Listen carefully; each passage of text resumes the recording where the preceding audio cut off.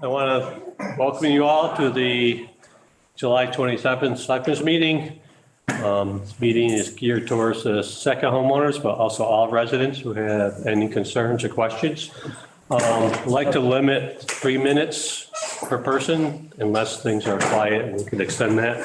I'd like to have everybody be very respectful of each other. Let's have a nice, calm, respectful meeting, and we'll move forward. Any, who wants to start? Any questions on? Okay. Yeah. Sure. You gotta Just name and address. come up here. Oh, really? You can come up to the Speakers, so Zoom people.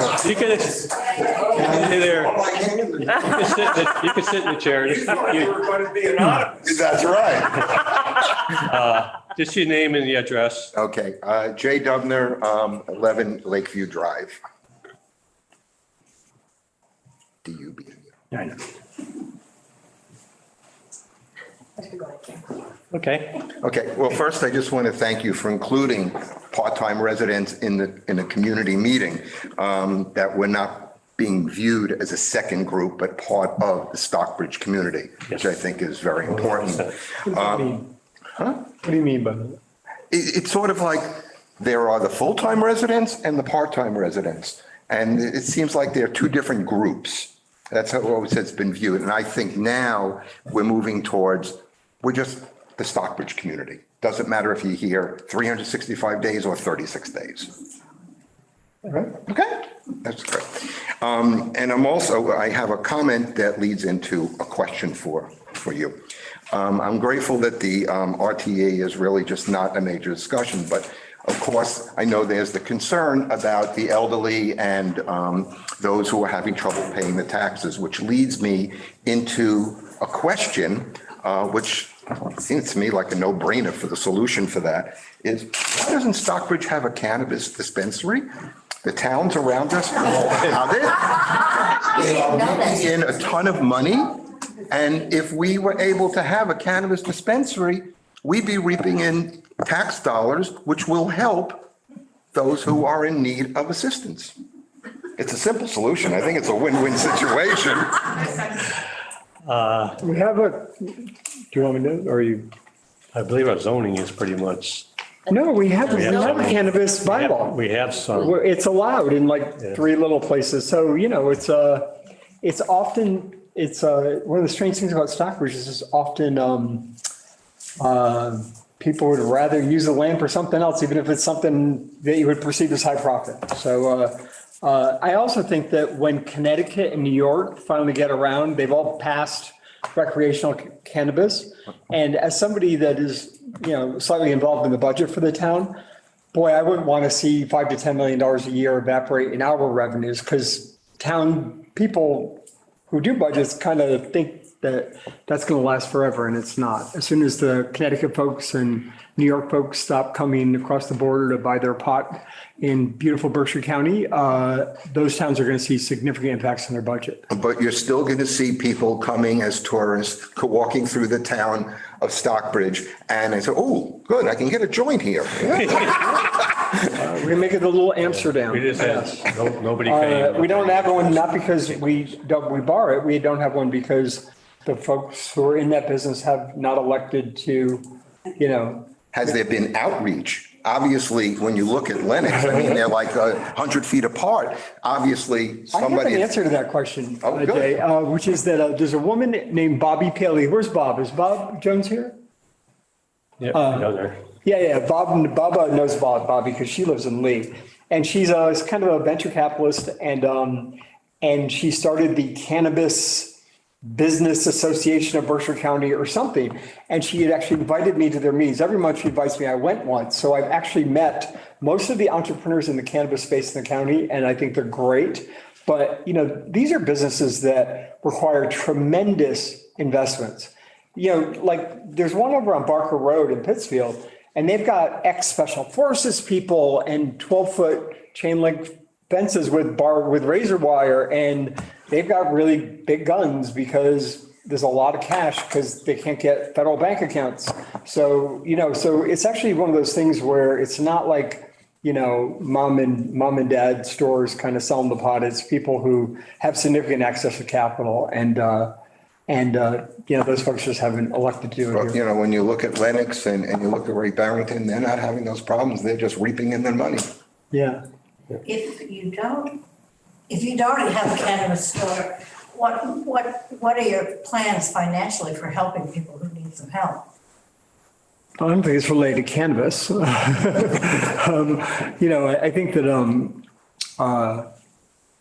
well, I'm not. Where would the revenue come from? Keep going, Patrick. Yeah, I think cannabis is a way easier question. What do you mean by? Well, you could get some revenue if you got a cannabis outlet, but since you're determined not to have that. Well, we're not determined not to have what other means it. There was no interest what of other means people that you coming can in. do to raise money for it? We passed a bylaw to allow cannabis. Yeah. The town, actually, the select board was that in 2016 or 17, the town, leaders put together a bylaw and it passed with a significant majority vote. And now it's just a matter of, And it did fit. yeah, it's private enterprise. It did fit certain parcels in Yeah. this block. It's what? The bylaws did allow it to be in certain buildings in the Main Street block and an Elm Street block. Hello? But Hello? it's just, Hi, it's a can big, you speak with Judy Orris, please? This is Judy. you guys, Hey, can you guys all mute? you guys got a view on Public Zoom. opinion research firm. And we're conducting a short survey of Sarasota County voters. Judy? Oh, you Is know there what? a way I to do would, it I better? would love to help you, but I'm on a Zoom right now, so I'm just totally distracted. But definitely call me back. I'll be happy to help. Judy. Yeah, in keeping with some of Patrick's comments about the expense, the other thing is that the size of our town and whatnot is probably not particularly attractive. It's a business. And And the size of our town may not be as attractive as, let's say, down in Great Barrington at Theory, where they're, 10 minutes from the New York border and whatnot. I mean, I just don't know that we're going to be viewed by those businesses as attractive a venue to open up a cannabis dispensary as some other places. Not that I wouldn't be supportive. I go to Theory pretty regularly, so. but We actually have an employee of one of the cannabis stores who happens to be the chair of the Lee Select Board in the audience, Bob Jones. Bob, do you want to add in, should Stockbridge go all in on cannabis? Is that going to impact your town budget? I don't think so. Let him come over here. I'll be very brief. I'm Bob Jones, I'm the chair of the Lee Select Board, and I'm here tonight because I knew it was going to be second homeowners, and we have a lot of shared concerns. Lee and Stockbridge partner for shared services for fire, EMT. We have Tri-Town Health, we share that. And I just found it interesting that there was going to be a meeting for second homeowners, and I didn't think this was going to come up. no, this was a shock. But I have to tell you, I'll tell you a very brief funny story. When I was running for the select board, I was asked by a reporter, where do you stand on cannabis? And I said, in front of the store. Because I worked there.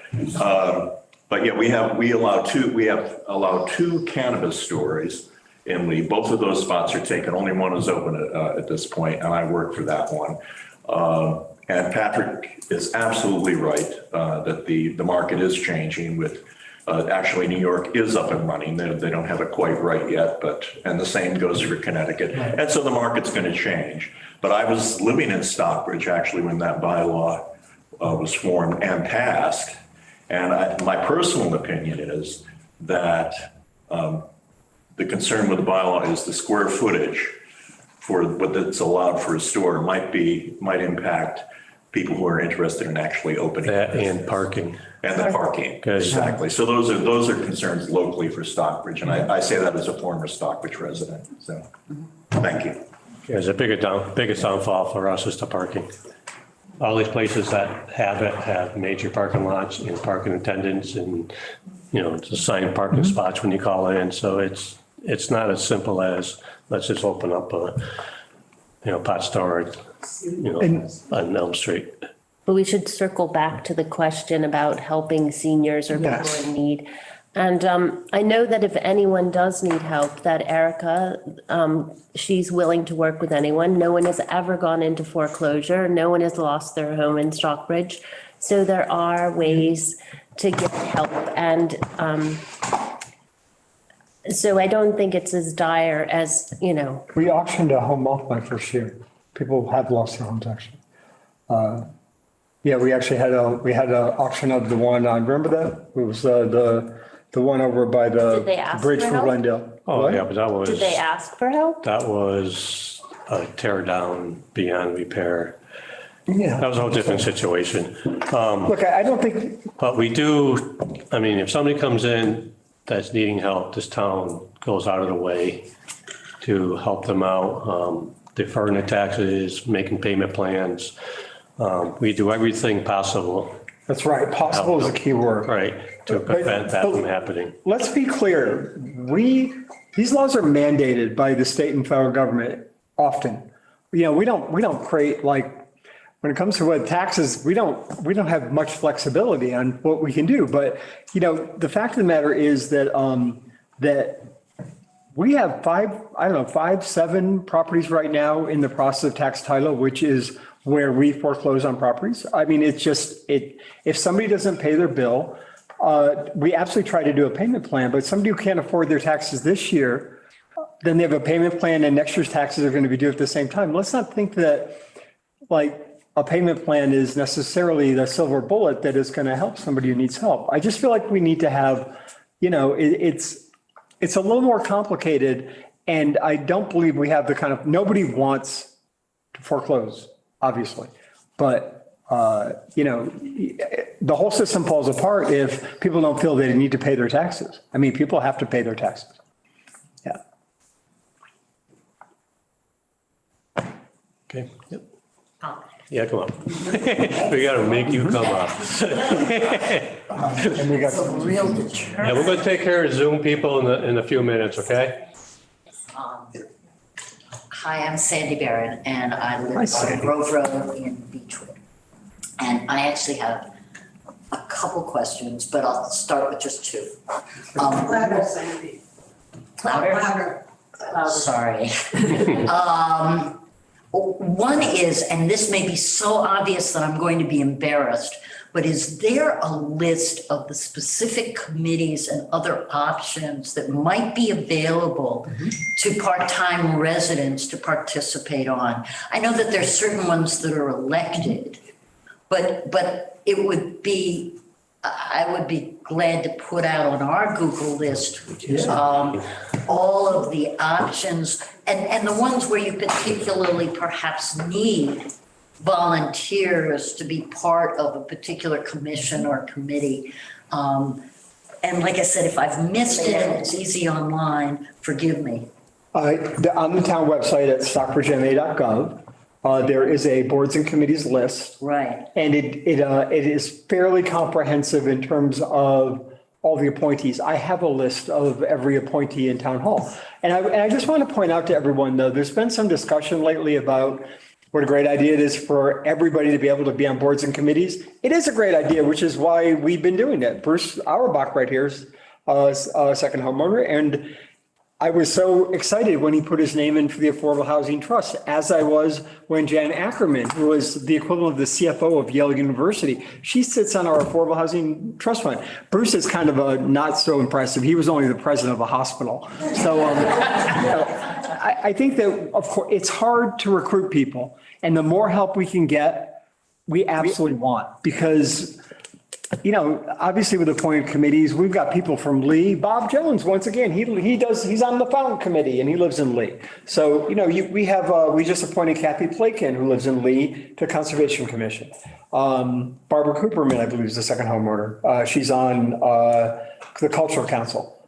So, I think that there's no, it's hard to, after the pandemic, it got especially hard. You might have seen that in the Berkshire Eagle. There was an article on how hard that was. We don't have a single opening.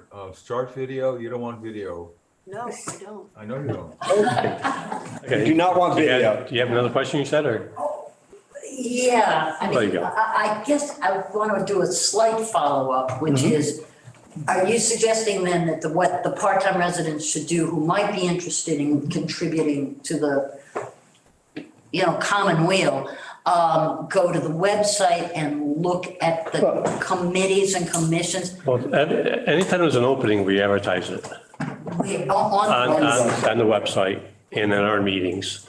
So, yeah, just pay attention, and then there's an opening you feel like you want to be part of, just put your name in and you'll be highly considered. And I think that's a good idea, actually, for you and Carol Owens to maybe actually send out a notice Yeah. that says, oh, this is an opening and we have it. Because it's, it's, That's how I learned about the opening of the Affordable Housing Yeah. Trust. I'll be glad to. I mean, I would be glad to. I usually keep an eye on the homepage, and I'm just missing them, obviously. So I'm just gonna have to pay more attention because I assume that's where you put them. yeah, It was in the news section when I posted for the Affordable Housing Trust and the 2 alternate openings on the Conservation Commission. I just found it in the news section and then double checked that they were still open. Oh, Right. okay. And we This is wanna- good. I can do this. most appointed boards are advisory to the select board, with the exception of conservation. Because conservation, there's a couple of them that have like statutory responsibilities with the state of Massachusetts. The State Wetlands Protection Act is enforced by the Concom. If they ever give you a hard time, they're just doing their job because, there's like, the manual is 300 pages long. That's a hard one to be on, but, look, trying to figure out, touchier one is really the elected boards. I get that, first of all, hundreds of people have started out as second homeowners in this town and eventually become full-time voting residents. So we think that's great. At least I think that's great. And everybody has that choice that they could make. I know that sometimes it's difficult, but if at the point in your life that becomes something that works for you, then you can be on an elected board too. I checked with Donna my first year to do exactly one of the ideas I think Patty floated, which is how we have some sort of representation. Because I thought it was a obvious idea, give a non-voting seat and let the second homeowners elect them. In Massachusetts, it's against the Constitution. It's not even a law. It's against the Constitution of Massachusetts to have any voting rights be based on property ownership. So, that's kind of the benefit of working with, the three of us and the chair of the planning board, we all have the right to call town council and ask for questions. And some of these things have come up before, but the great news is that people actually kind of know municipal law can advise us. So, Anybody? Eric. Eric? Eric on Zoom? Oh, yes, thank you. Patrick, thank you for the emailed note that you sent out. And I was intrigued by one thing you mentioned, that there might be an opportunity to more economically renovate the Curtisville Bridge. Wonder if you could expand on that? Yeah, there's a wonderful gentleman that everyone should meet. His name is Alan Wilkin. And Alan Wilkin is a strong believer in historic bridges. Sometimes it's possible to save a bridge and sometimes it's not. Depends on what you want to do with it. And the Curtisville was damaged likely by truck traffic. It's very hard to police the load weight of a bridge. Anyways, he's talked to me at least 6 or 7 times, invited me to coffee 2 weeks ago and said, I'm going to talk to you about that Curtisville again. And so I kind of put it back on him and said, look, if you feel like the engineers haven't done a good job, and that's the wrong term, haven't been as thorough in exploring the options to save the bridge, then help us find a engineering firm that specializes in historic bridges. So he did. So he set up a meeting last Thursday, invited me. And so the first thing I did is call Michael Canals, because, I know nothing of bridges. And these guys had some ideas that might work, including Really two things. To make it, the arch is in better shape than we thought.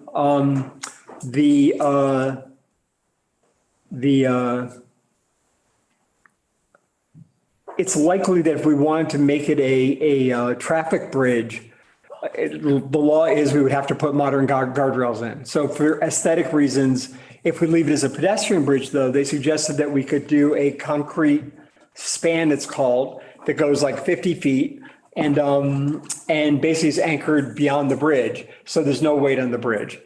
Once again, I don't even know if I'm explaining it right. These guys will, it hasn't even been on our agenda yet. I just am reporting what the engineer said. They're giving Michael a proposal. So the next step is going to be for this board to consider whether or not we want to engage them. But I think it's possible potentially that we can save it. That's great news. Are there other bridges that also are in trouble and that creative solutions might advance their redevelopment? The other bridge is the bridge by the golf course. That's been almost in the final design stage. They're doing just a few more testing on that, and that will be going forward shortly of being replaced. That's just a normal regular bridge. Mm-hmm. I mean, the Curtisville Bridge, and we're gonna look at all the options. This may or may not work, with this company. So don't get hopes way up. Let's see how it unfolds.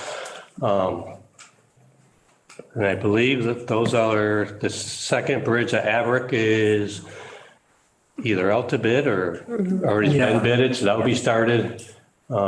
So we are definitely ahead of our bridges. We're probably one of the only towns that are really jumping on all this infrastructure and keeping up with it. I mean, the Tuckerman too. And the Tuckerman We Bridge. you funded the Tuckerman. Yeah. So. We're doing very well with our bridges. And as they pop up, we don't push anything down the road anymore. If it pops up, we take care of it. And likely we'll see a proposal. There's two pedestrian bridges in town that the town at least partly owns. One is the Park Street Bridge that goes to the Mary Flynn Trail, Ice Glen, and Loris Tower. And the other is the Butler Bridge, which is a just spectacular bridge over by Terry Hill. And both of those, we had both of them evaluated and have a price. And I'm glad to see that we can save both of those because they're beautiful. May I ask another question? Yes, go ahead. Any plans to reopen either the Talbot Center or to establish a new swap shop? What we're doing is Hugh's here. You want to talk about that, Hugh, or?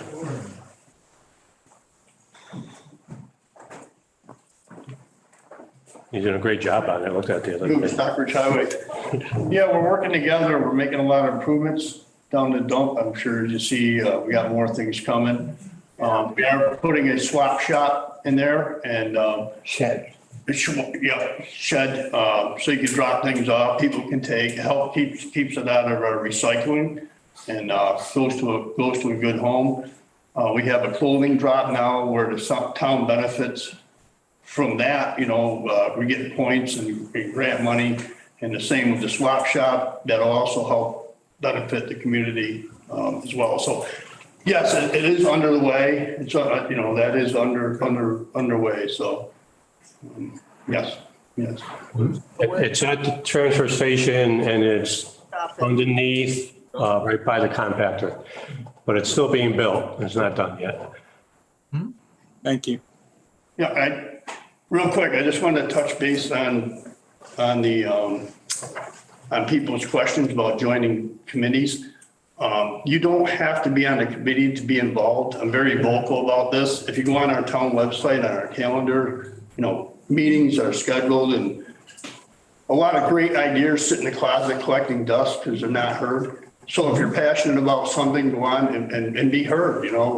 I've had a great opportunity to work with a lot of these committees and they're very open-minded. So if you have ideas, just show up and be vocal, and that'll help us grow, so meet your needs and our needs and So you don't have to be on a committee to be heard. And this is a good way to see if this is a good fit for you. So I just wanted to make you know that. So we appreciate listening. So thank you. And Tom P. Tom? P. Hi, Tom Perlmutter on Maple Lane in Beechwood. Just a quick follow-up on the bridge question. And that is, what is the status of the bridge at the Willard Hill Road at the intersection of Interlaken? That small, very tiny bridge that connects Interlaken and Interlaken Road? Is that going to be permanently closed, or is that ever going to be reopened? Oh, yeah. That's Curtis. Oh, yeah, that's the Curtisville Bridge. Yes. Oh, that is, okay, sorry. Yeah, I didn't that's know the one. bridge had It was it. built in 1842. Okay, got it. Thank you, sorry. Yeah, no problem. Anybody in the audience? Yeah. I'll get up. Nancy Gilbert, 29 Beechwood. Any updates on the prospect of having a farmer's market? It's coming. It is. Yeah, I thought it was. Actually, they did look into it. I believe they're pushing for next year. Oh, I thought it was this year. Things didn't work out this year, I believe, last time I read the minutes. I thought I was the one who created expectations that we may not be able to live up to. But their minutes said that they're looking into it for next year. Do you know where it will be in Stockbridge? What's that? Do you know where it will be in Stockbridge? We're talking right out back here. And it was just a discussion of days and times. You want to do it at a different time. There's a lot of farmers markets everywhere, so it's very hard to get farmers to participate because they're tied up. It's a big commitment for the farmer to do it. And to have more than one is asking a lot. So I believe next year we should have it. Don't quote me on it, but we should have one next year.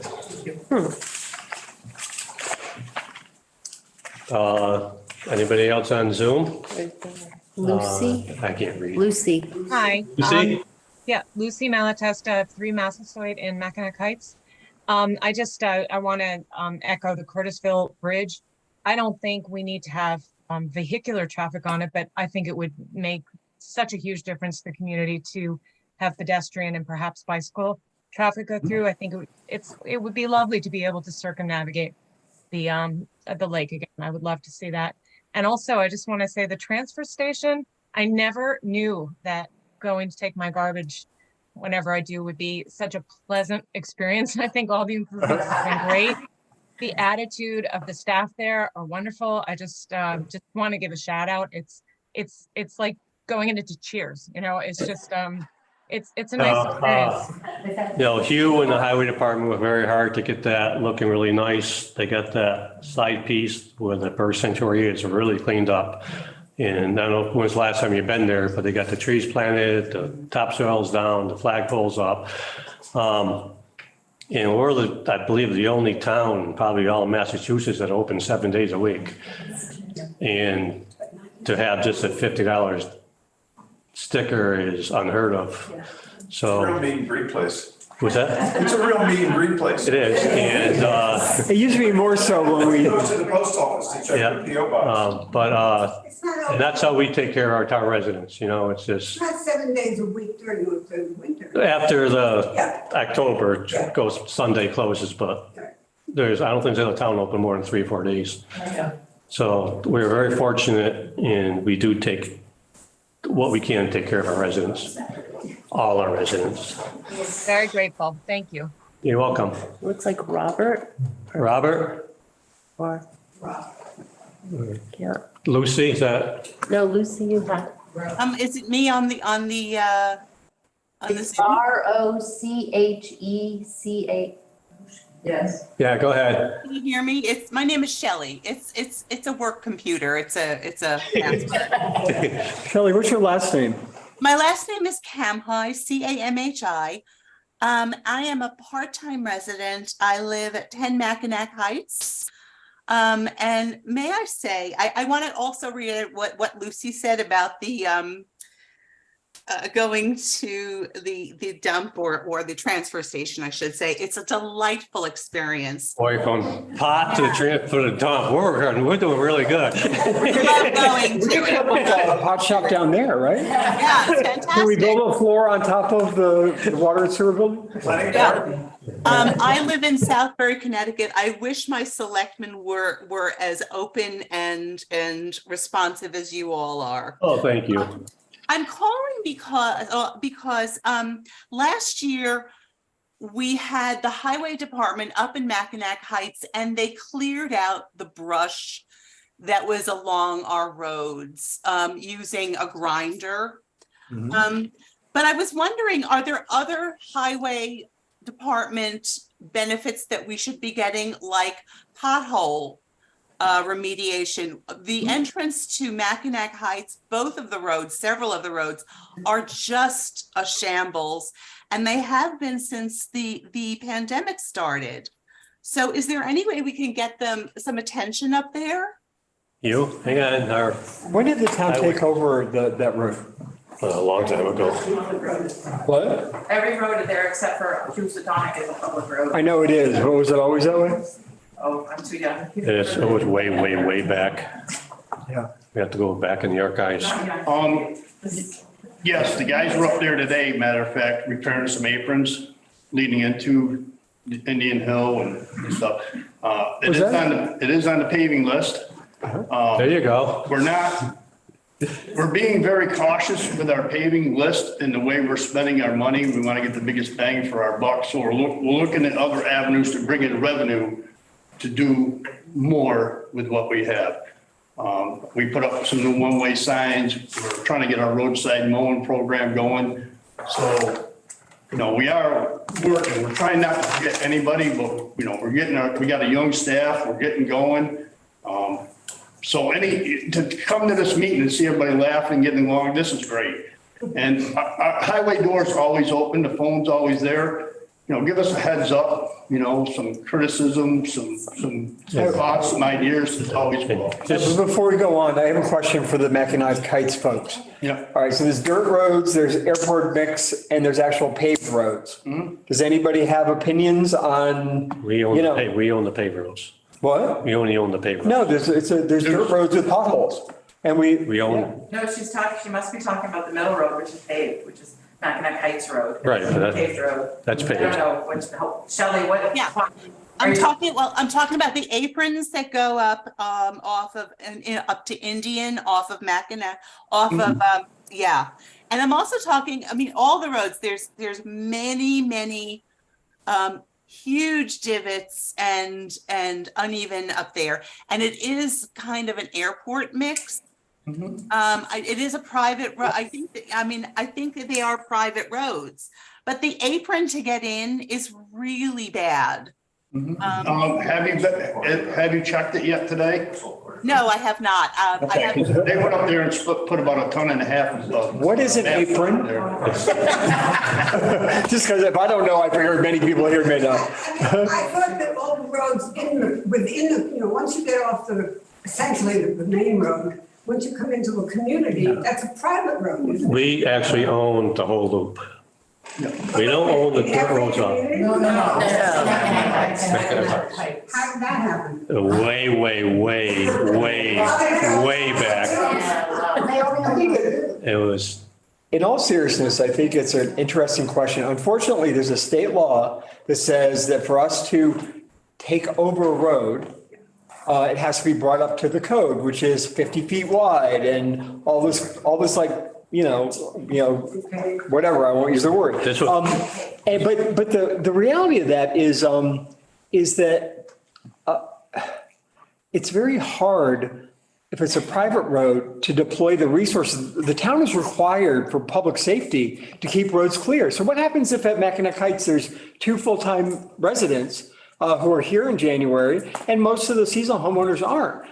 We can't ensure the safety of those folks if the budget doesn't, for example, support that. And this happened at Wheatley Drive, where the folks brought up, can we get support for doing things? And, and it's like pulling teeth. The state does not make that easy. But I think it's a conversation that we really should have, though I don't really think most of the communities are going to want to, widen the roads and pave them, but at the same token, if you come up in a January and all of a sudden you're stuck in a blizzard, I mean. May I say something? May I say something, please? Yeah. Yes, you may. I'm Joe Newberg. I'm president of the Mackinac Heights Association. This is a big issue. These roads are town roads, except for Housatonic Road, which is the second level, we call it. And the road that goes up to it, whose name I think is Yoakum, if I would, not Yoakum, somebody should chime in what it is. But Indian Road that goes up the hill, Mackinac Heights Road, which goes across, which we call the first level, both ways, and Taconic View Road going down the hill are all town roads. Mackinac Heights Road has always been from the left-hand turn going up the hill, but maybe 20 or 25 years ago, I think they both have been, but as to the right-hand turn off of Indian Road after you go up the hill, that's also Mackinac Heights Road, but going to the right, that was finally admitted by the town to be a town road officially, I would say about 25, maybe even 30 years ago after a hullabaloo about it. It always was one, it just wasn't acknowledged as one. But the road up the hill, the road across to the left, and the road down the hill, as I said, Indian Hill Road, Mackinac Heights Road, and Taconic View Road, all used to be paved roads. But Hugh's predecessor, for some reason, when that road was redone the last time, they did a base coat, prepared to pave it, but somehow airport mix got put on it instead on Mackinac Heights Road. It should have been paved. And that's been a source of disappointment, shall we say, for a long time. But a highway department, in their defense, is very good about coming to scrape that road and re-gravel it if anyone calls, and periodically throughout the season. And so I've been very happy with I think the neighborhood has generally been also with the highway department service of our area, which we really appreciate. But I would say the downhill part of the road, Taconic View Road, and the uphill part, it is the town's duty to maintain that in all seasons. And we have real difficulties in bad winter conditions with snow and ice. And Hugh knows this. We've been talking about it for a couple of years. Things get addressed and, progress is being made. But a sort of major redo, down to the base with the downhill road and the uphill road someday is going to be inevitable. But I want to be clear because the police department doesn't have the message. Sometimes I've had some run-ins with, Sergeant Kirk, Nichols. about this. They don't realize those are town roads, and they are town roads. And the town should acknowledge. I agree with the chairman of the select board who has it right, and I do not agree with Patrick, who I respectfully think, is suggesting those aren't town roads. I did no such thing. Okay, well, thank you. I applaud you for being on the right side. No, what I'm saying is that the roads that aren't town roads, I think, are a public safety issue, not yours. I don't know. I have no idea what roads are yours. We have a private road association for those private roads in Mackinac Heights. We pay for the maintenance. There are very few private roads in Mackinac Heights, but there are some, and those are maintained by a community group that does the road maintenance for those together with the waterworks. May I just interject for a second, Joe? Because you interrupted me before. I know you have. I'm sorry, Shelley. That's okay. I apologize. Didn't realize I did. Okay, go ahead. Thanks. I appreciate it. Go ahead. Hi. So I spoke with a couple of people down in Mackinac Terrace and down in Mackinac Shores, and they said they take care of their own roads. Yeah, those are private roads. Yeah, they're private roads. So that's why I was coming to this meeting. I was really inquiring about whose Yeah. responsibility is. And in addition to the problem of the roads being uneven and dangerous, we now have our water line has been compromised because the roads are not paved. And at this one particular junction in front of my home, it is now, it's a leak that is going down the road. So those roads need to be paved to protect our infrastructure up there. I'm done speaking now. Thank you. Yeah, no, You know, we'll.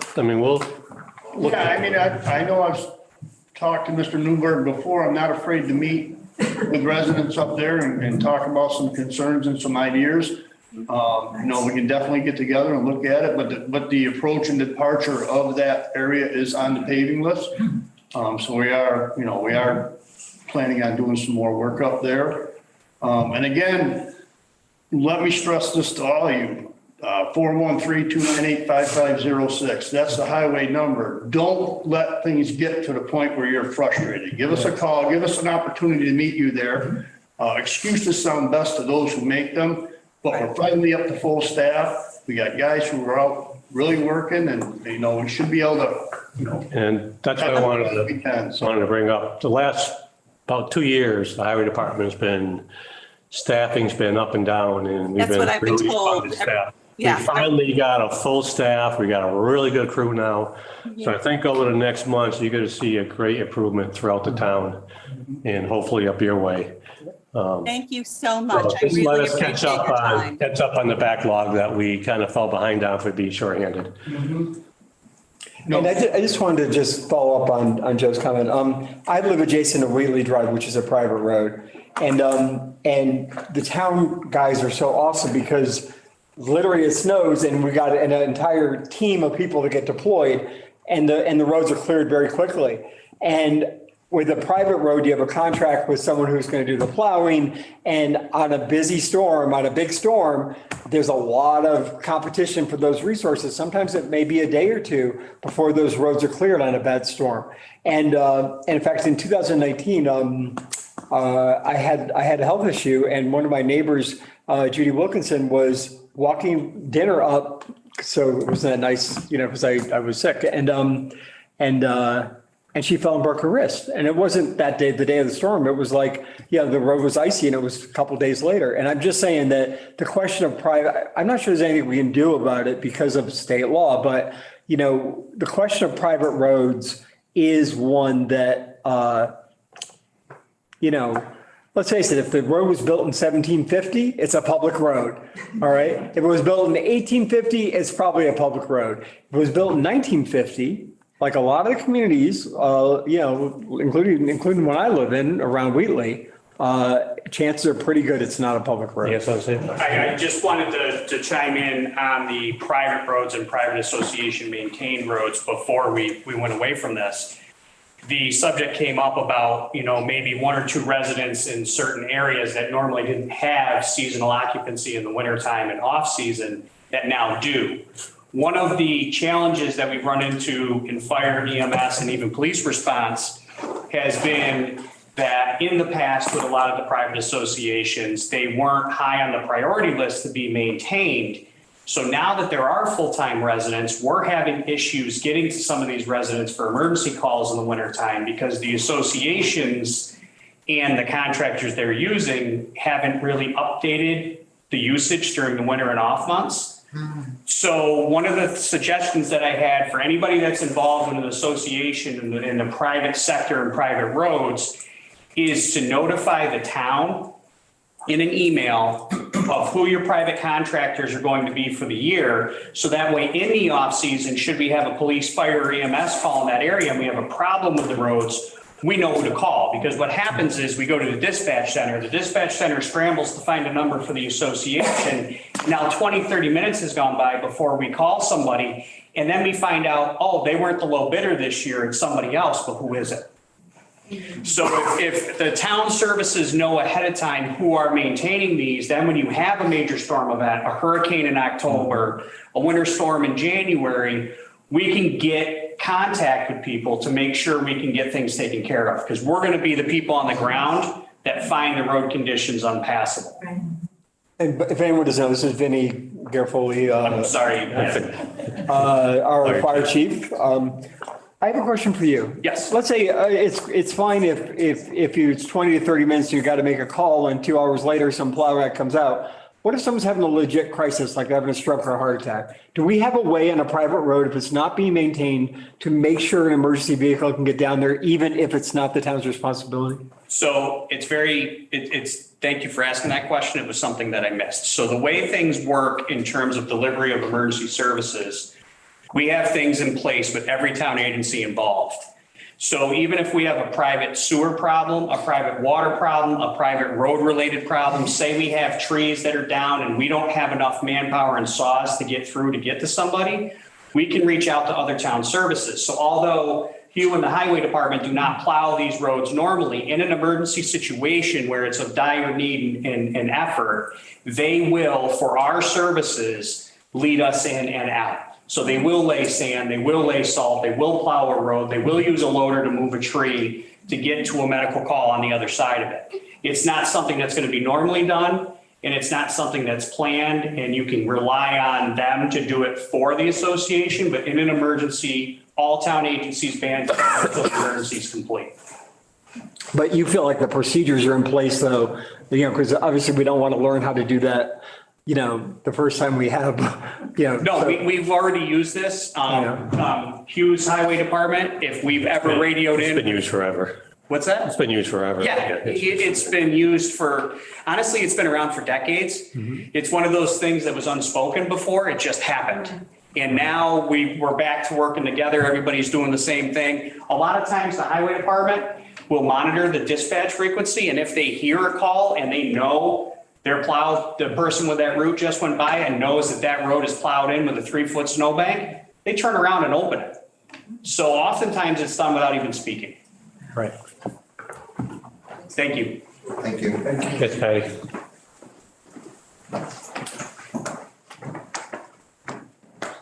My name is Patty Kea. I'm at 8 Housatonic Road, and I would like to start by saying thank you. Thank you to the select board and to Mike Canales. This meeting's not necessary. We can all get on Zoom anytime, but I appreciate that you're being respectful to the tradition that people value. So thank you very much for holding the meeting. Why do you say it's not necessary? Because it's not necessary. It's literally not like we could engage in any time via Zoom, meaning it's literally not necessary. I don't know how to explain it. I think it is necessary. Well, I'm actually expressing my opinion right this moment. So if you wouldn't mind. Well, you didn't say it was an opinion. You said it's not necessary. That was my opinion. Okay. Okay. So thank you very much. And I'm sure many people in this room appreciate it as well. So thank you for holding it.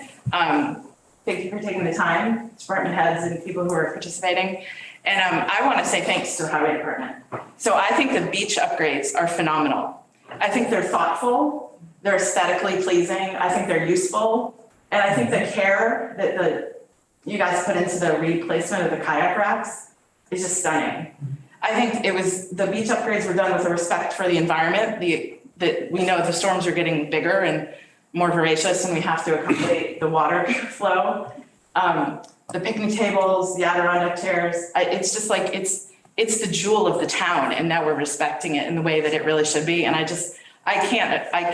wish Mike were here so I could just say thank you again. I've written letters about this, but I really want to say thank you. And thank you to your staff, anyone who worked on it, really. It was just done so well and so thoughtfully. So appreciated. Thank you. And I don't know how often you guys are get hero welcomes.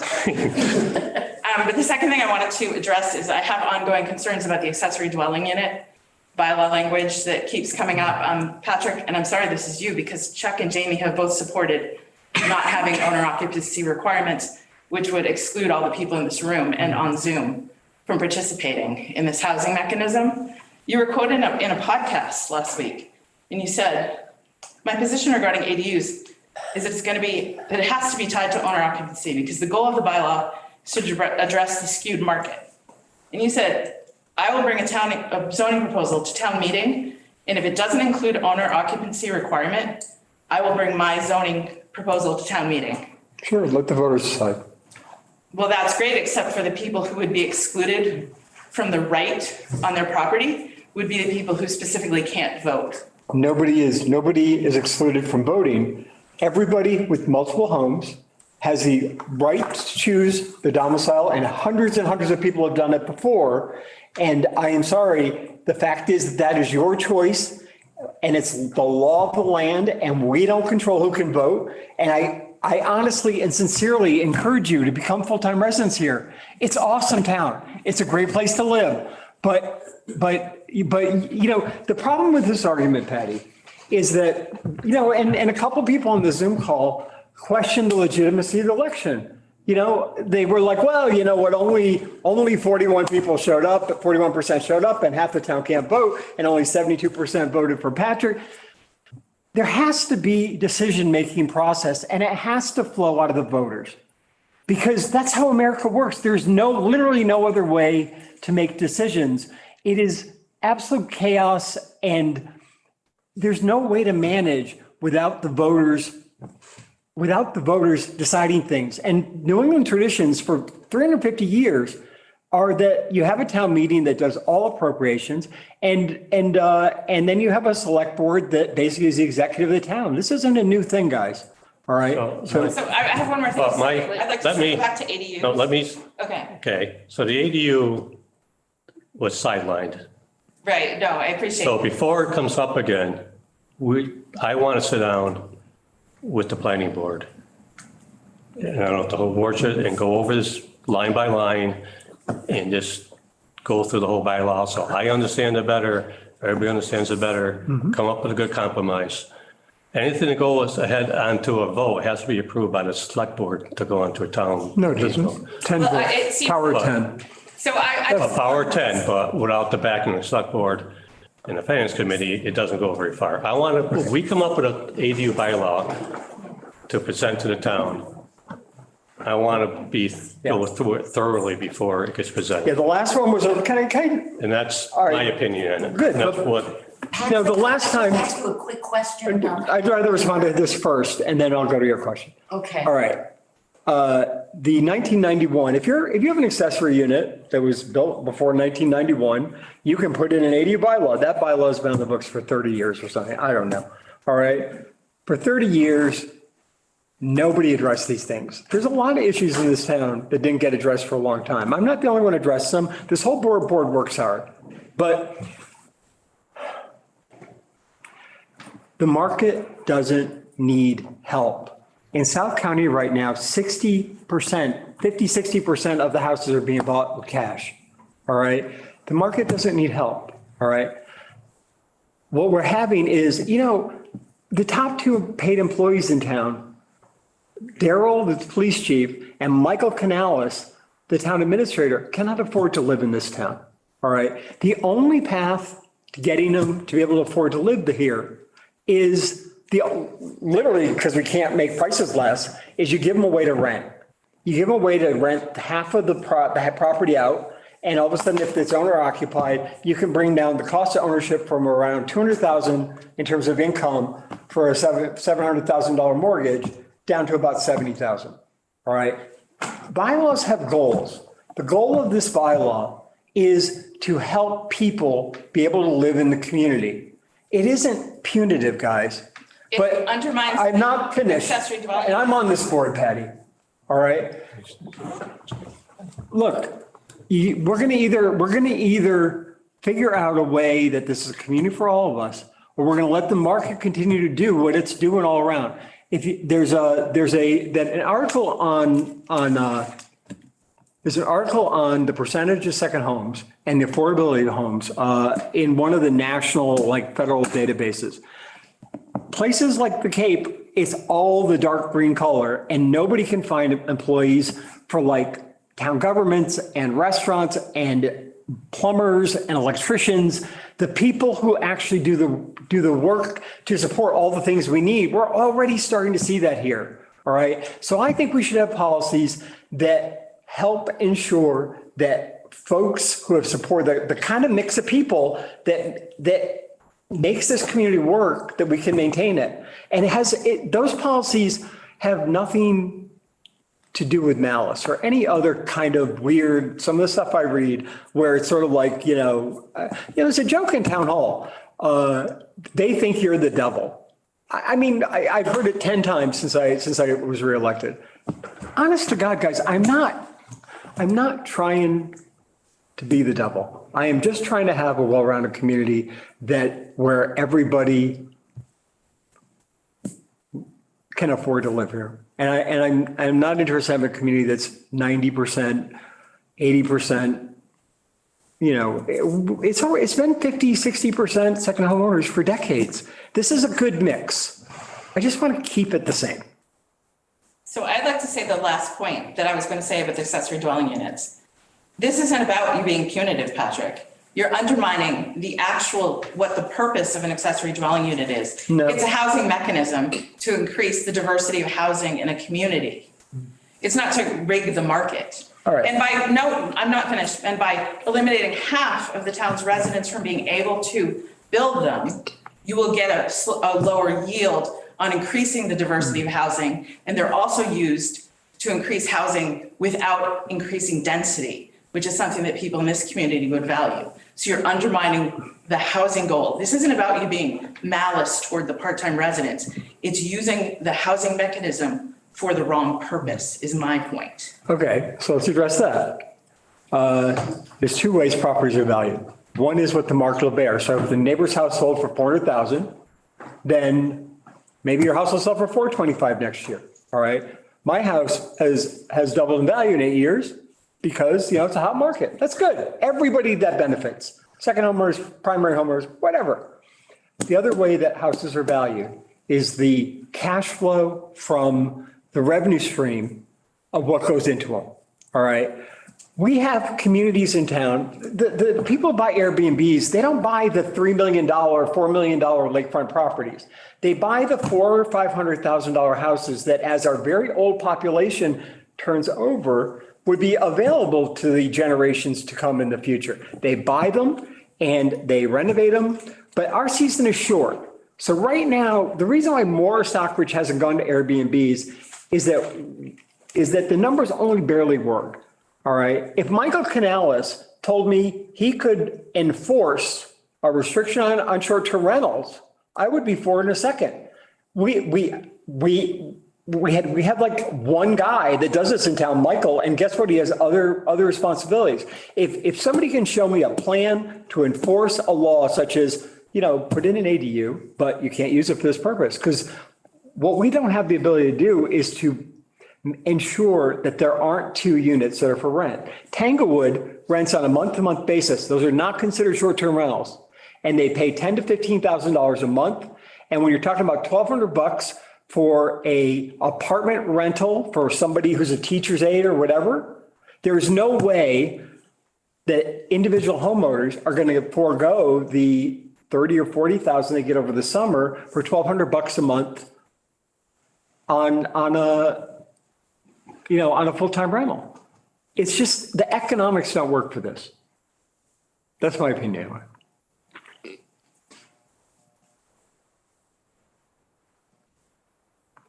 Okay, anybody? Joseph? Yeah, thank you. It's Joe Newberg again from Mackinac Heights. Patrick, I want to speak to just something Patrick said, because, you get a very long answer, philosophical, it's great. And, motivations may be good, who can tell, but actions speak. When every major proposal in town has provisions, unnecessary provisions and language that single out second homeowners for adverse discriminatory treatment, it is a problem. The ADU proposal can be a very nice little proposal for the town. There's nothing really bad with it. It helps people out. It helps properties that can create more housing, as Patty explained. But, to single-handedly say, when you don't have to, that only full-time occupants can do that with their property is squarely, intentionally, and believe me, it's intentional because this was raised at the planning board and answered many, many times in spades by Patrick and with advice of town council as to what the meaning of his words were, it is designed to exclude the benefit from second homeowners because they are not full-time residents. Now, without having a purpose served by doing that, and by continuing to do that with every proposal of major import to the town, makes me think, as a long-term second homeowner who feels really part of the town, all the really good things that have been said here today and at the beginning of the meeting, like there is some agenda for some purpose to make the second homeowners the evil part of every problem the town has. Now, let me finish. We all know that that's not true. We all know that second homeowners are a resource and an asset to the town, and that there are good people and bad people and, you know, good effects and bad effects, but we are all in this together as a town.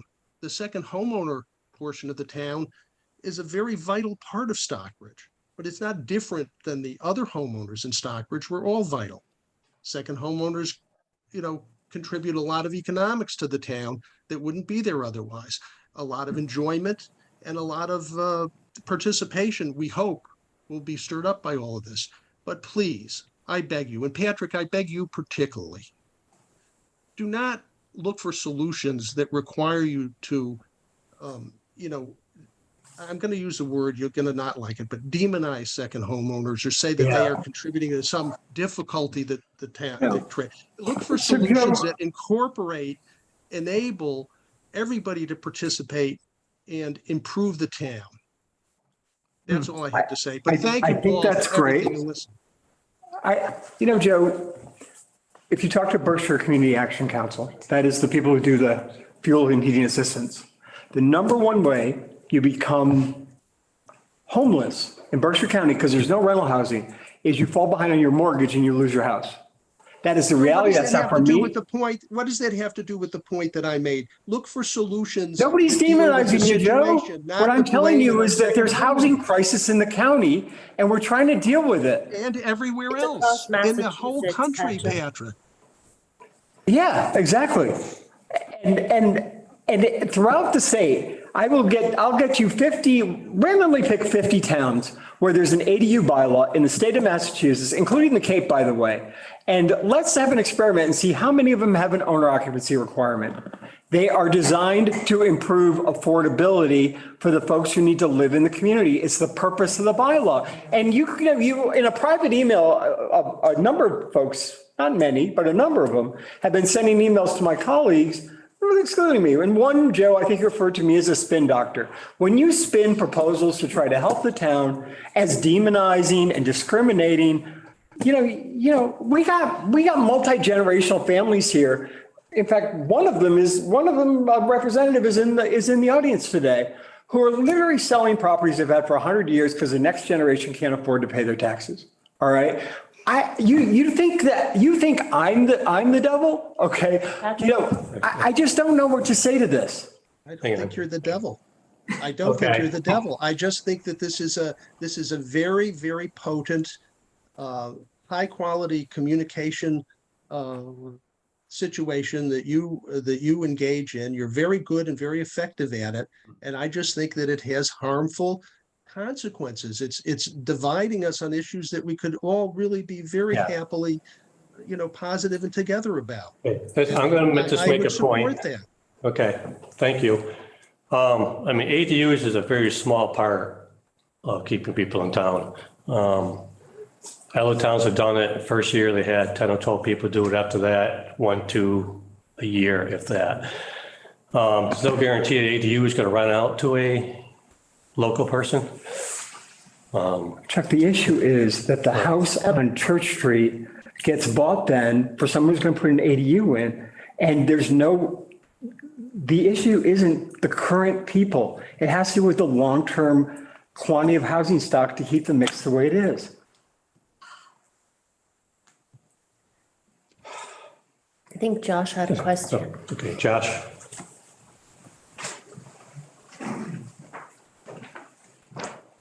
Yeah, Josh Payron, 62 Interlaken Road. Can you tell me what a Justice 40 community is? Is this what the town got designated? Yeah, Justice 40 is a Biden proposal that looks at communities that are disadvantaged. And I don't know, we didn't apply for it, but Stockbridge, because of its full-time census population, was designated as a Justice 40 community. It's the only town in Berkshire County, except for a little part of Adams. And to find another town, you have to go all the way up to Holyoke. Pittsfield and North Adams are also Justice 40 communities, but they're cities. So, not to keep this dragging on, but realistically, in reality, are the elder people that are primary homeowners in this town, like my parents in their 80s and people in their 70s, and are they going to go out and spend $50,000 and $100,000 on accessory dwelling units? No. No. And now, well, what about all the young people? Well, we got a $46,000 median income in town, which means what? Well, this accessory dwelling unit's wonderful. Some young person, some young family is going to go out and buy what is a $350,000, $400,000 house in this town at $500,000, $600,000, $700,000 after it's jacked up. They're going to take a mortgage out, and then they're going to go to the bank and take out a loan for another $50,000 to $100,000 for an accessory dwelling unit. And we're going to count on that. You're just going to keep shoving people into the neighborhoods here so these people can pay all that back before they're dead. And this is where people are too hard on the select board and the people here, that you are not voted in to watch everybody just get fizzled down the drain and to take and protect the integrity of the residential zones and protect the community here. And that means you have to have policies that just don't have these things as a free-for-all. And there won't be anybody divided in this town because there won't be anybody left. Your option will be to be put into public housing so somebody else can, subsidize their homes. Yeah, the only way you can bring down that cost of the monthly, the annual income to 70 grand to buy a house in Stockbridge, right. You give locals a real path to maintain some of the housing. Right. And if you don't make that a preference, then basically capital is always going to win. People can bid over market. I mean, the fact is, only 5% of the houses are second homes in this country. These are very risky numbers for a young person to take out mortgages and not get sick, not have their job go and stuff. People are doing it all the time, Josh. Thank you. It's not realistic. I asked about the Justice 40 community. Could you say more about that? The Justice 40, it's just, because we have such an elderly population and stuff, it goes by your income.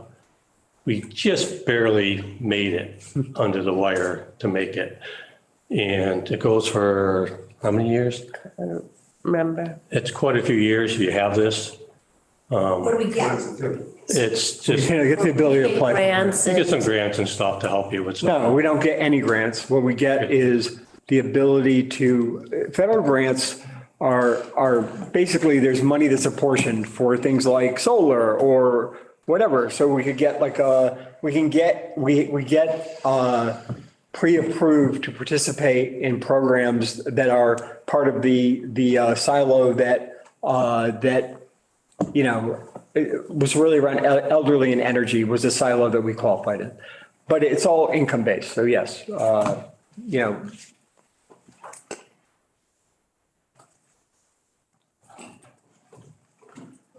Dick Jaffe, 36 Mackinac Road in the Heights.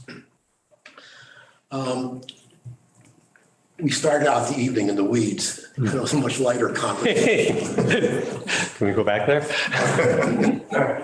Just one negative and then a couple positives. On the negative, it's not really completely negative.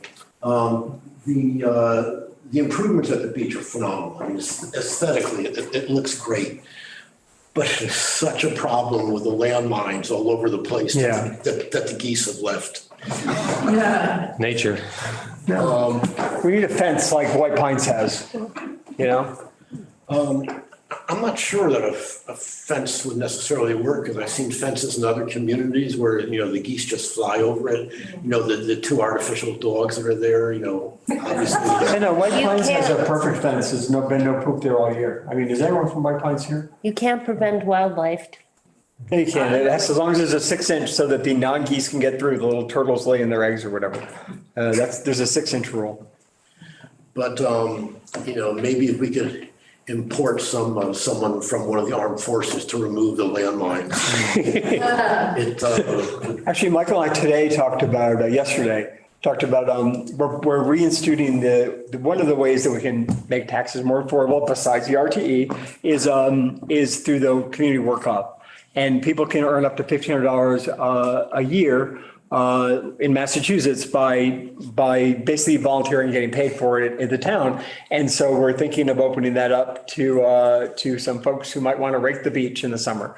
So they can work up to 100 hours and actually, save a little money on their taxes. So, we're trying to figure it out. But I think that, because of weekends, people don't work on the weekends. So unless we can convince the geese not to poop on a Saturday morning, the time we need it to be the cleanest is harder to, Let me just say something. The Beechwood has a dock out there, and that was a major problem with this poop all over it. And one of the people in the community said, put up these big flags on the dock. Dory poles. What are they? Dory poles. Dory poles. The geese have stayed away from the dock. So if these dory poles are put on the Stockbridge beach, they're not going to come around. It scares them away. Maybe a big sign that Wait, says fog Sue has off a process too. Our highway guys, let's comment on it. Just to touch base on that, we do send guys up, other departments do help us, highways get a lot of praise tonight. It's not just highway. We work with parks, recs, cemetery, water, sewer. There's so many departments, conservation. Other people from other departments come up and they actually go there as the light breaks in the morning. They're cleaning the whole area. By the time they get in the trucks, the geese are back down there. The superintendent of the water department has been proactive and look at other options to deal with this. Some nice bio-friendly options. As you see, we tried the wolves out there. They've tried a lot of different things. I've sent guys up there during the day. I'm sure if you're at the beach, you might see a couple highway guys trying to walk around, just kind of police the thing. It's just, it's just where we're at. So, it's not lack of effort. It's just. So check out Beechwood story poles and you'll see those big flags. And your point brings me back to my point. That's a great idea. Come to meetings, voice the microphone. You started this tonight. Give me the opportunity to frustrate you before you get frustrated.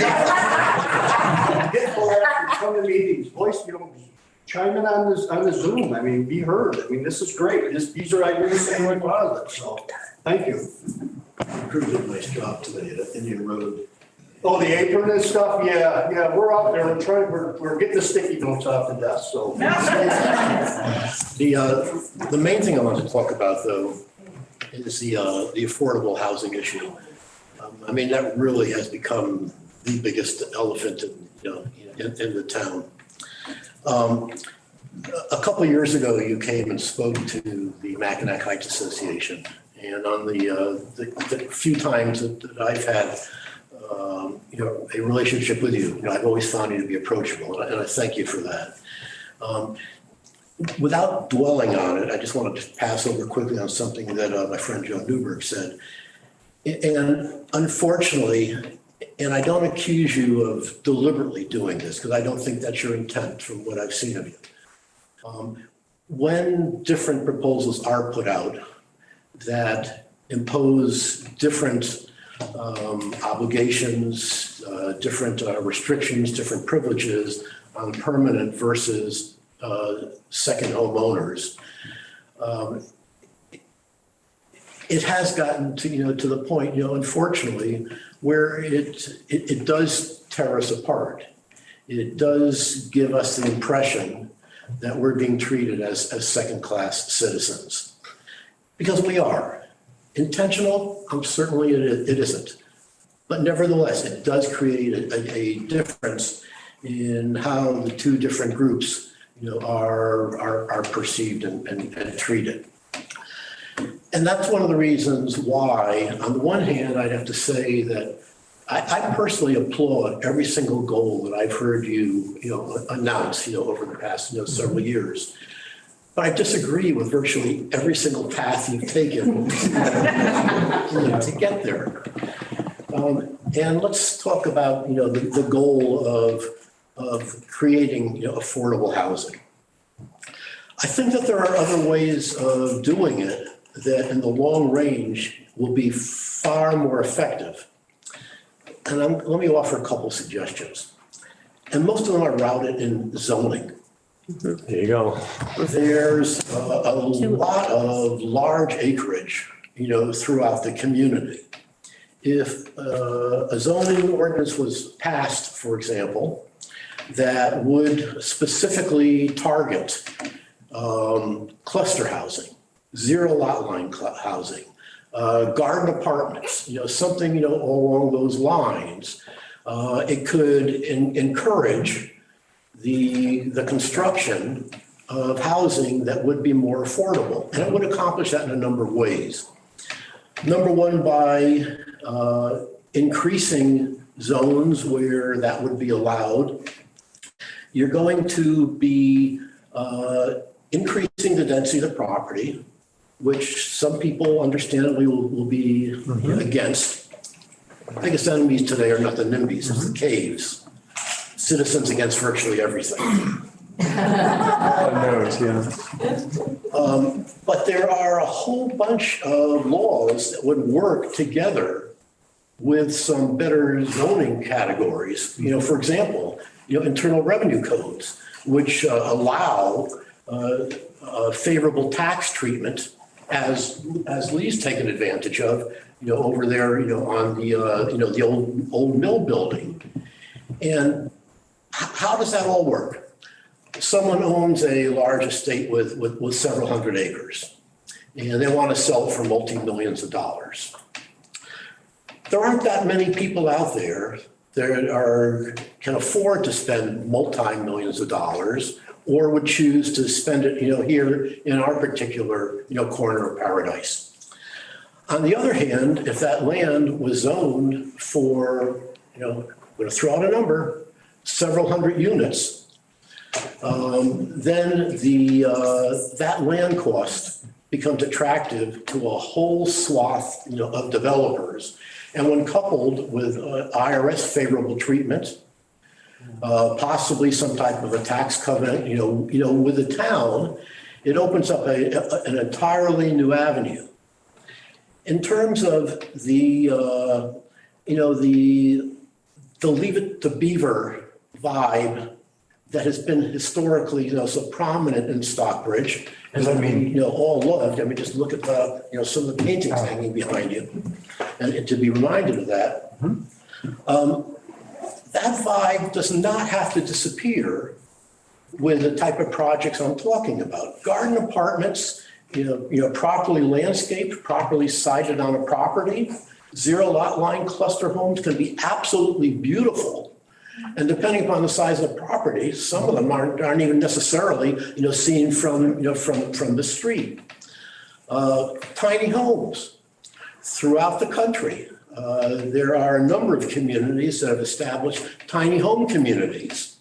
And it's mind-boggling what some of the creative architects and interior designers, have done, with these little things, that for, somewhere's national average in the $70,000 to $125,000 range, you have a home. There are just a whole bunch of things. I'm just scratching the surface. I think there's a lot of great ideas there. And Bruce here and I are both on the Affordable Housing Trust. And we just had a meeting last Monday and things like a tiny home zone came up. I kind of am an incrementalist when it comes to zoning changes, though, because we over and over again see unintended consequences that happen if you broadly change the rules too quickly, because you have the best of intentions, as you say, and all of a sudden you've got a situation where where there's a whole lot of new density that maybe is good, maybe is bad. I will point this out, though. We have an actual case study on this going on right now here, because you probably read that a developer bought Elm Court. And because that is cottage era, Michael and I met with her about a month ago. And so she can do 0 lot lines and she can do, she doesn't have to do the 2 and 4 acre zoning thing or whatever, because it's cottage era, there's the main building. Every one of those units is going to be multi-million-dollar high-end housing. And it's okay. That is totally great. It's great for the tax base. It's great to have some new people in the community. It's great, but let's not the jump that, the other thing is at the other end of the spectrum is that there's a lot of people in this town, a lot of people who are full-time residents, who have most of their net worth tied up in their house. All right. That's it. They got their house and they're going to leave that house to their kids. And you got to be really careful that you don't blow up a zoning that has created tremendous appreciation for all of us. Chuck, you said half acre zoning. I think that's at every way to Sunday, whatever argument. Pardon me? I don't know. I'm just saying, I think that there's some good ideas here. We talked about tiny houses and maybe having an overlay district where we could experiment with that. We don't have to do them all at once, all over town. But, we got to be also a little bit careful that we,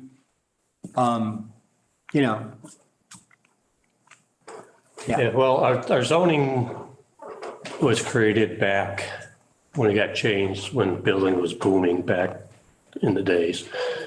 And they went to the 2 and 4 acre zoning to kind of stop it. Yeah. And it did work for a while, but all I did was put it out of the price range of local people. Right. Well, I think we're about the only town that has a 4 acre zone. Some have 3, but they're only 4. It's not just zoning, it's jobs around here. We don't have high paying jobs to attract people. We don't have nightlife and stuff for young people to stay here. My daughter comes home from the city and says, 2 days, I'm going back. There's just nothing to do here. As for a young person, for retirees and older, without tango and all that stuff, that's what fits. But it isn't just one thing that's affecting our housing. It's a broad number of things that we got to look at. Sure. So it's not a simple fix. I think like Patrick, doing some of these testings on smaller spots may be the way to go, but that's something I'll look into. But it's a very complicated county, state, countrywide. This issue is not unique to this community. No, it's everywhere.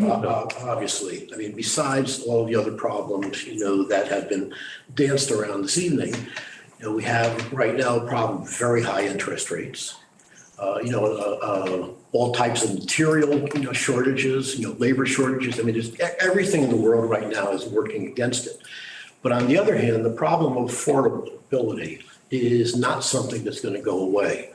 And there are ways that many different communities and states around the country have dealt with it. Yeah. Probably the most unique, some call it draconian approach, is something that was enacted in Florida about 6 months ago, where a new law was written that said that to deal with the problem of housing affordability, that if a developer wants to build a project of a certain minimum size, I think it's 100 units, I'm not sure what the minimum size is, and will dedicate at least, I believe it's 60% of it, to affordable housing, then in spite of the zoning laws, that the developer has a right to go into the building department, present his plans, and as long as the property to begin with is zoned multifamily, commercial, office, industrial, that the local zoning laws are of no effect whatsoever to govern it.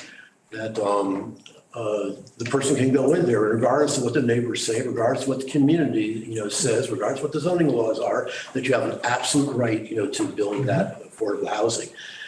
As I said, some people refer to that as draconian. It certainly is, forces the issue. But this is going on, all over the place. The cottage area homes, that's a different, story. Obviously. You have all types of historical, legislation and protection that's in there. But aside from that, which is why at the beginning of the meeting, I asked you, about like how much land, might be owned, because it's possible that the town, could take a leading role, in that. But what I'm suggesting with some type of zoning enactment, that over a period of time, it's not going to be overnight, maybe 10, maybe 20, maybe 30 years, but over a period of time, the desirability of that particular parcel with zoning entitlement is going to attract, the proper, developer. And I've been talking way too long, but just one very last thing, if I may, regarding, to the accessory dwelling units, one thing I would recommend, a big problem, a fear that I can see and that I've heard voiced by other people is what's to prevent, big companies or others, from, packaging a whole bunch of these things and making the affordability issue even worse. That's right. Creating even more uncertainty amongst neighbors as to what's going to be going next to their home. And what I would suggest, and this may be the only time in my life, Joe, I hope you're listening to this. This is the only time in my life that I will ever recommend following what the IRS does. And the IRS, the way they treat the deductibility of real estate taxes is that you are entitled to deduct the real estate taxes from your primary residence in one second home. And taking the IRS treatment, what I would recommend is that if you do decide to go along with an accessory dwelling approach, I'd recommend that you write into that ordinance that the owner is allowed the rentability for no more than 2 units, one attached to a primary residence and one attached to a second home that person, might have. That way it's an equal treatment for primary and second homeowners, and it doesn't, it ends the risk of someone packaging. Well, you can't do the short-term rentals as a package anyway, because we ban professionally managed units. We put that in the bylaw. So people can only own, you can't, if you're a resident, you can own 2 properties, but if you're not a resident of the town, then you can only rent a total of 1 Airbnb in town. That's already in the bylaw. Now, but I have a question for you, okay? I don't think ADUs, I don't think ADUs are your biggest zoning problem. I don't. All right. 40 years since White Pines got built. And every year they just spend, if somebody wanted to put a deck on, they just spend $3,000 or $5,000 to hire a lawyer to do a special permit. All right. This board has a policy that says if you're not more non-conforming, if the pre-existing non-conformance is increasing, we approve it. We don't deny those. So in other words, that's why, but because it's a special permit, every person doing a tear down or a rebuild or adding something that is not more non-conforming has to basically hire Lori or Nick or Elizabeth Goodman or whoever. And it costs you guys, because frankly, most of the investments in the homes are from the second homeowner community. I would be happy to work with you to change it so that you don't need to hire the lawyers, because it's ridiculous that you do now. And you do, because sometimes boards get weird in town and people don't know that. Chuck was right. The ADUs thing isn't huge. What? That's exactly right, if I may. Yeah. The ADUs, I'm Greg Discamp. The ADUs is a peanut. I'm not going to build an ADU in my house. Most of us aren't. So you're talking about maybe 5 additional units, 10 additional units, and you're writing bylaws that divide us. That was the point we just heard. Why do that when there are many wonderful ideas to create? Because I want the teacher to live here. Create affordable housing without dividing us. That's it. Because I want, I'm sorry, I want the policeman and the teacher and the other folks who serve this community to be able to live here. I do too. Patrick, I must have missed something by not reading. I have not read the details of your proposal, but does this mean that a non-resident could never own a home with an ADU? Because otherwise, your resident builds the ADU, and who does he sell it to if he wants to? I mean, this is clearly a practical question. In Vail, Colorado, they actually use taxpayer money to put deed restrictions in place, where they basically buy, it's gotten such a crisis in so many of these communities that what they do is they use tax money to buy into the deed that property forever will only be available to a resident. I'm not saying I'm not using that idea. I'm not suggesting that. I'm just saying that people have come up with all sorts of ways to do this. Now, you wouldn't need to, it's not like you couldn't buy the home, but they would have to remove the ADU or not use it. Oh, man. Okay. Okay. Hang on, no, we got one more. Hang on, you're next. Yeah, one more out of it. Hang on. No problem. Hi, I'm Rachel Donner, also in Mackinac Heights, but an issue that hasn't been said. Incidentally, I do think the lake, the beach, is looking better. It is cleaner than it used to be. Nobody's killed off all the geese. There are new tables, chairs. I think an attempt has been made for it to be cleaner and more attractive, and that I praise. However, I am somewhat concerned about the scarcity of lack of a lifeguard, which began with the pandemic. I understand why, in terms of safety and cleanliness.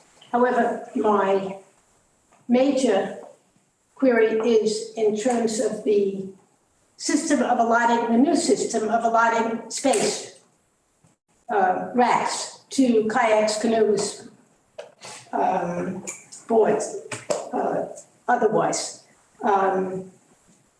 I am possibly the oldest one who used the racks.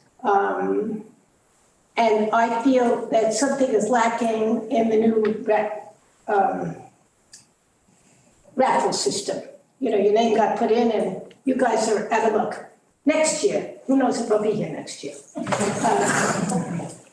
I have been here over 50 years. Even if I'm not the oldest, there are many women close to my size. I cannot imagine that they can get a kayak or a boat up to the 3rd level, maybe even not the 2nd level. And that's totally arbitrary now.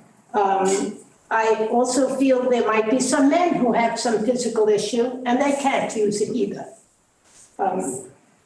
Do we not take into account people's ability to lift things over the head when we assign them? Is that? Well, I'm just wondering how it works. I have no idea. The next sentence, at one point, I don't know what year it was, there was an application form to get a place. It asked why it requested why you would request a bottom slot. Give a reason. I decided humorously that this was in my honor. Well, I always needed the bottom slot. So I replied, it's funny that while I shrink and lose weight every year, Geranium, that's my kayak, gains weight.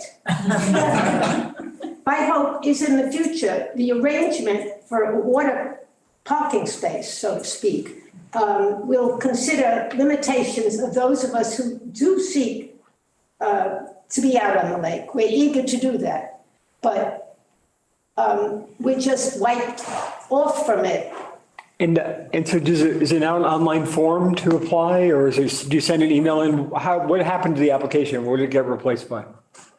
What happened to the allocation this year? Yeah, I mean, you said that we changed it. I was one of 9 or 7 people. I forget if it was 9 or 7 people who got nothing. It's a lottery. It's a lottery, but is there a place on the lottery, like all you do is put your name in?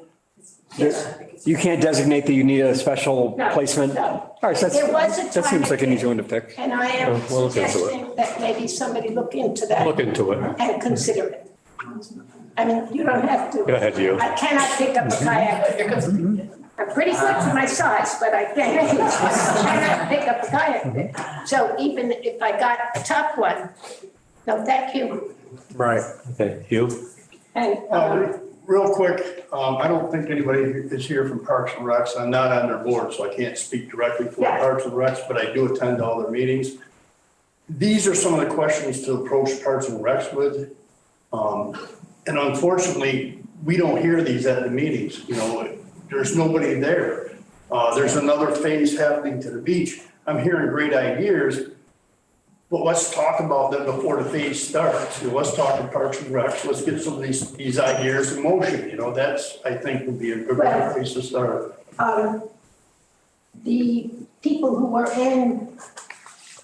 who ran this in the past were different, or the person who is in charge this year is entirely different from the past group. So I am questioning if something can be done here. I think that the first thing you gotta do is make your voice heard to Parks and Recs, to be honest with you, because they're helpful. They wanna help, they're passionate about what they're doing. And, you know, I'm no longer in charge of this. there is a new chairman in Parks and Recs, so maybe things would be different. I can't speak for Parks and Recs. I can only offer that advice to reach out to them. I know it's a different. Yeah. So, you know, I go to the meetings, I can help you voice your concerns, and as next phase change, maybe we can look at some of these improvements.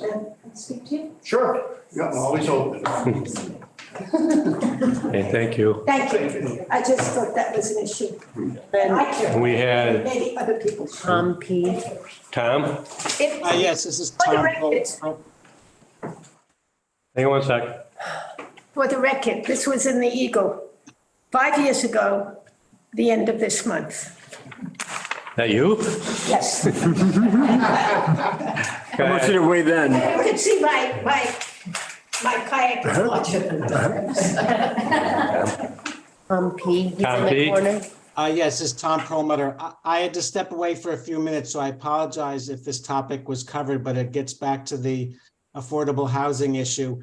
What I'm trying to square is I hear a interest on the part of many to increase the volume of affordable housing in the town. And I'm trying to square that with the 2-acre minimum zoning requirement for large portions of the town. I'd just be interested to hear the rationale for maintaining 2-acre zoning in a lot of the town when that could be a fairly straightforward solution to getting more housing into the town. Well, there's a trade-off on more housing, obviously, that at the end of the day, drive through Holyoke, drive through West Springfield, see what happened when what were once small towns became suburbanized. We can do that here, but you're not going to like the town as much as you like it now because it's gorgeous. So we got to thread a needle a little bit between, it's not, the character of the town, I think, matters. I think the town is just fine. And one of the reasons why we have that zoning is not just to keep suburbanization out of town, but it was also to keep commercial districts. A lot of towns like Lenox, Great Barrington, Lanesboro, Dalton, you go down the list in the Berkshires, they all used to look like Stockbridge, all right? And many of them don't anymore. And that's, I don't know if that's good or bad. That's opinion. But I do think we kind of, there's something that works here, and I think we also should remember affordability is different than affordable housing is subsidized. We're not going to put subsidized housing all over town. Yeah. Okay, anybody else? we're wrapping up. Just for the sake of clarification, I just want to make absolutely certain that you understand that when I was talking about some zoning changes, I'm not talking about spreading these things, all over the town. Right. But, with one or two parcels appropriately sized, you can landscape, you can site, buildings that will have virtually no impact whatsoever, on the community at large, and yet accomplish the goals. But I very definitely did not say, and I don't think anyone in here, is supporting the idea of throwing a high rise here. No, but in Massachusetts, spot zoning is illegal. So we can't do one or two parcels. They won't let us. That's not entirely true. Spot zoning per se is not legal, and perhaps not legal in any state in the entire United States, certainly no state that I'm familiar with. That does not preclude zoning particular areas in certain ways. I mean, virtually every single town and community has 2-acre zoning, a commercial, zone, an industrial zone. I mean, having these different uses is not, reinventing the wheel. We very definitely can designate, certain areas. Right. We could. We could do that on ADUs too, by the way. I'm sorry? We could do that on ADUs too, by the way.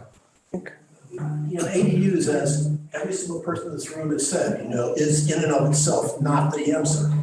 It's just going to be, I have a question for him. Yeah. So I'm listening to you and I'm kind of understanding where you're coming from in talking about this. So are you talking about under the residential classes 1, 2, 3, 4, kind of taking one of those zoning requirements in either of those residential classes and altering that to make your zoning, so you're not spot zoning like you're talking about, but you're taking a residential class and zoning it a certain way, so it's still. We could do an overlay too. Yeah. So we could say Cherry Hill, the neighborhood. I just wanted to understand where, kind of what the you're answer is taking. yes. I mean, it was done for Heaton Hall and Pinewood. Planning boards and. That's not, Heaton Hall doesn't, that's 40B. It doesn't go through local zoning. Okay, anybody got something different or? Patty, I actually want to tell you, I really enjoyed your survey. We don't always get along, it's fine, but I'm telling you, this was really helpful because it's really great to hear what people think about all these issues. And so I just wanted to thank you for that. And I was just looking on it. There were a couple other topics on Patty's survey that you all had expressed some interest in. And, I don't know if anybody has any questions related to those topics, please ask them. Because, there's a bunch of good comments too. If you didn't read this, it's really good. Just I should have been getting Mike is in Boston. His son got a promotion from the Coast Guard and they had a ceremony today. So I haven't seen anybody to be here, but the family's family. Go enjoy your. The Coast Guard's trying to sell them a timeshare. Can you believe it? Okay, so thank you for coming. Thank you all on Zoom. I'll make a motion, we close the meeting. Favor?